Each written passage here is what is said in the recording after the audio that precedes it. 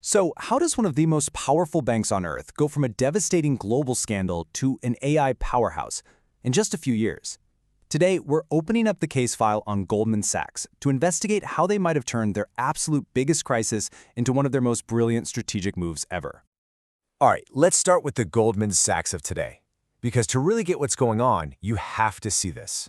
In 2025, they hired an AI. And I'm not talking about some fancy software or a new tool. No, we're talking about a full-time, autonomous software engineer. An AI that literally writes, debugs, and deploys its own code. It wasn't just a tech upgrade, it was a massive statement to the rest of the world. And this move is just one piece of a much bigger puzzle, a master plan they call 1GS 3.0. And look, this isn't just about a few new apps. It's a top-to-bottom overhaul of how the entire company works. Their mission? To weave artificial intelligence into pretty much every single thing they do, from the trading floor all the way to the back office. And the scale of what they're building is just wild. We're talking a massive AI arsenal. They've got an AI assistant for the whole company.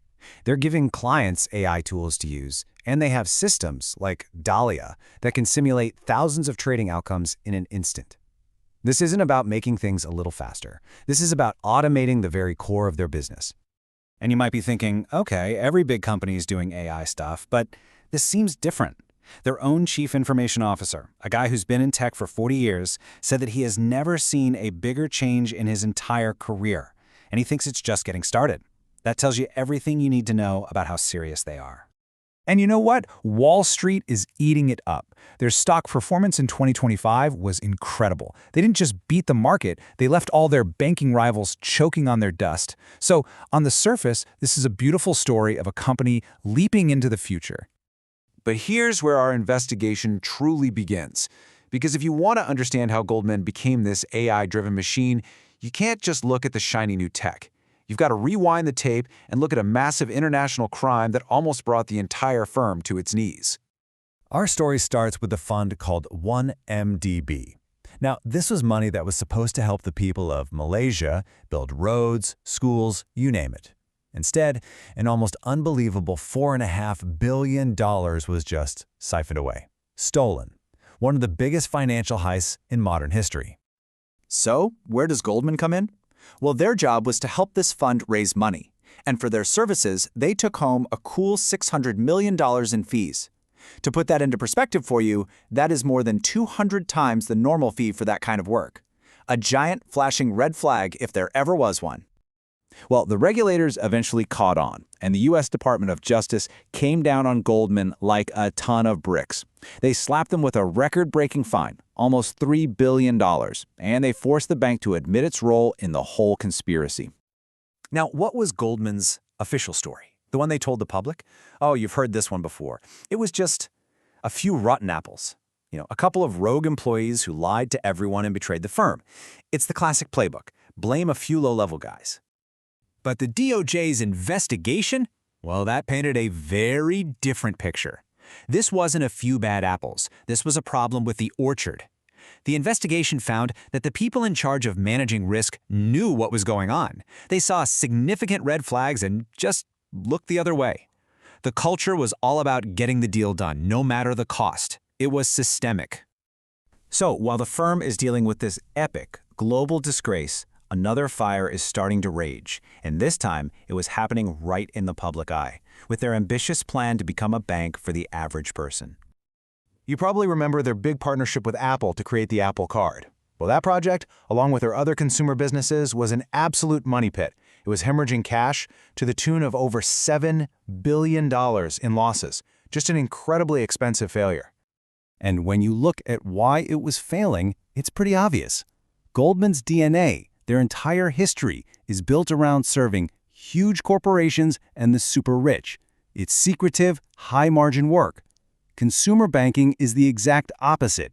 It's a high-volume, low-margin, high-risk game. It's like a five-star chef trying to run a fast food chain, a complete clash of identities. So they decided to pull the plug. But this wasn't a panicked retreat. Oh no. It was a cold, calculated, systematic withdrawal. As you can see here, one by one, they started selling off the pieces. First, the fintech platform. Then, the GM credit card business. And finally, the big one, selling the entire Apple Card portfolio to their rival JP Morgan Chase. The dream was officially over. Okay, now this is where the story gets really, really interesting. Because on the surface, this just looks like a company cutting its losses. They tried something, it failed, they retreated, end of story, right? But if you dig a little deeper, you see that what looked like a retreat was actually something much, much smarter. What was really going on behind the scenes was what you could call an institutional restoration. This was a deliberate plan to get out of the messy public world of consumer banking and go back to the shadows, back to the secretive, incredibly profitable world of financial high finance where they've always been king. And you don't even have to take my word for it. Just listen to their CEO, David Solomon. When they sold off the Apple Card, he basically said, "This gets us back to focusing on our core businesses." He's telling you right there, this wasn't a failure. It was a refocus, a planned return to the old Goldman. So let's connect the dots. You have a massive, reputation-destroying scandal, and you have a very public, very expensive failure with the Apple Card. These weren't just crises, they were the perfect cover. They gave Goldman the perfect excuse to abandon a business they were terrible at and to double down on the elite, secretive business they dominate. And the best part? They wrapped it all up and sold it to the world as a futuristic AI transformation. Absolutely brilliant. And that brings our whole investigation full circle, back to the Goldman Sachs of today. And when you see the whole picture, you're left with this huge, glaring contradiction at the very heart of their story. On the one hand, you have the CEO, David Solomon, giving interviews, saying he feels horrible about the crimes committed during the 1MDB scandal. This is the face of responsibility that they show to the public. But then you look at the other hand. That same CEO gets a pay raise of over 20%. And why? For the bank's standout performance. A performance that was driven by this strategic pivot, a pivot made possible by the fallout from that exact same scandal. See the irony?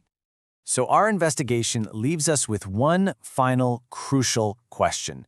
Has Goldman Sachs truly changed and become a better, more modern bank? Or has it just used a scandal and a failure to masterfully retreat to its old ways, perfecting a game it has always played better than anyone else? I'll leave that one for you to decide.